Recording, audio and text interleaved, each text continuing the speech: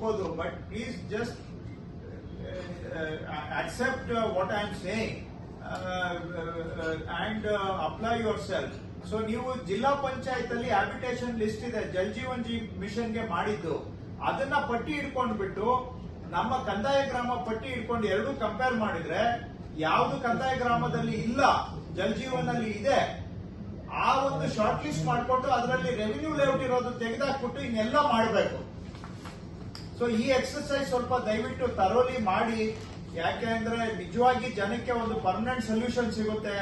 ಅವ್ರೆಲ್ಲಾರು ನೀವು ಈಗ ಹೇಳಿದಾಗ ಇಂಟ್ರೆಸ್ಟ್ ತೋರಿಸ್ತಾ ಇಲ್ಲ, ಯಾಕೆ ಅಂದ್ರೆ ಅವ್ರ ಕೈಯಲ್ಲಿ ಬೋಗಸ್ 9-11 ಇದೆ, ಬೋಗಸ್ 9-11 ಇದೆ ಬೋಗಸ್, ಬಟ್ ಅವರಿಗೆ ಯಾರಿಗೂ ಟೈಟ್ಲ್ ಇಲ್ಲ. 9-11ಗೆ ಈಗ ಈ ಖಾತಾ ಸಿಗೋದಿಲ್ಲ, ಬಿ ಖಾತಾನು ಸಿಗೋದಿಲ್ಲ, ಬಿಕಾಸ್ ಗ್ರಾಮ panchayat is now moving completely towards ಈ ಸ್ವತ್ತು. There will not be no more paper 9-11 will not be accepted.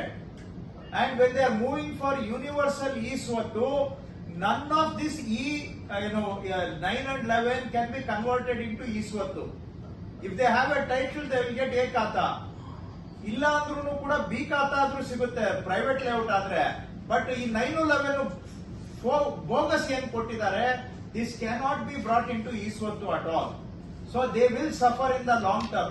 They may not show interest today because ಕೈಯಲ್ಲಿ ಯಾವನೋ ಕೊಟ್ಟಿರೋದೊಂದು ಬೋಗಸ್ ಇದೆ, ಅವರೆಲ್ಲ ದುಡ್ಡು ತಗೊಂಡು ಬೋಗಸ್ ಬರ್ಕೊಟ್ಟಿದ್ದಾರೆ. But that is got zero validity. It is an illegal document. ಅವ್ರಿಗೆ permanent solution long term ಅಲ್ಲಿ only through ಕಂದಾಯ ಗ್ರಾಮ ಯು ಕ್ಯಾನ್ ಪ್ರೊವೈಡ್. ಸೊ ನಿಜವಾಗಿ ಬಡವರಿಗೆ ಲಾಂಗ್ ಟರ್ಮ್ ಅಲ್ಲಿ ಅನುಕೂಲ ಆಗುತ್ತೆ, ಸಿಸ್ಟಮ್ ಕ್ಲೀನ್ ಅಪ್ ಆಗುತ್ತೆ.